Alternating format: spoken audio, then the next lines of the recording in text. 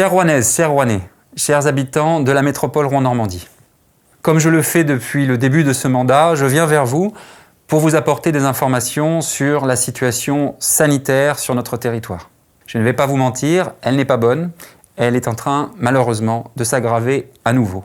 Vous avez vu la presse nationale, on parle d'une 5e vague, malheureusement, et bien sûr, notre territoire, comme les autres, est touché. On entend beaucoup parler d'un nouveau variant, le variant Omicron. On manque encore d'informations précises sur sa nature. Est-ce qu'il est plus ou moins contagieux? Est-ce qu'il est plus ou moins dangereux? Il faut bien dire que cette 5e vague concerne d'abord le variant actuel, le variant Delta.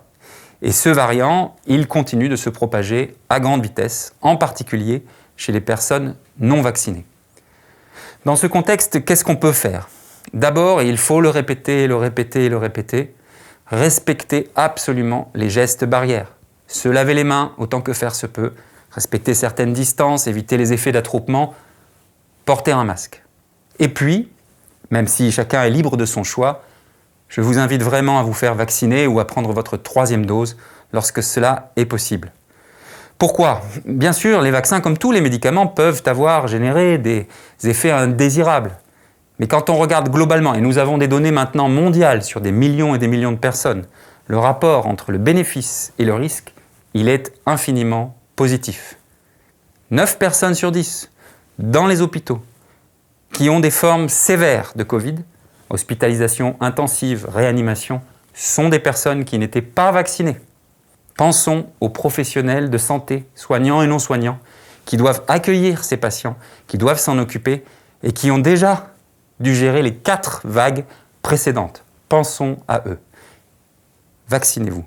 Les collectivités, les communes, la métropole Rouen-Normandie prennent toute leur part. D'abord en assurant la continuité des services publics, très important dans cette période, en soutenant les entreprises, les commerces, les associations, en soutenant les citoyens, la jeunesse en particulier, et puis aussi en mettant en place, avec l'État bien sûr, les centres de vaccination, qui ont plutôt bien fonctionné sur notre territoire, même s'il y a pu y avoir des couacs.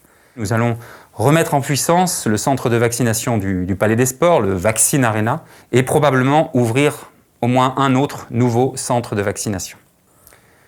Vous le voyez, la situation est difficile, elle est aussi incertaine. Nous ne savons pas comment ce nouveau variant Omicron va évoluer dans les prochaines semaines. Pensons au personnel de santé, soignants et non soignants. Essayons de tout faire pour qu'il y ait le moins de contamination possible.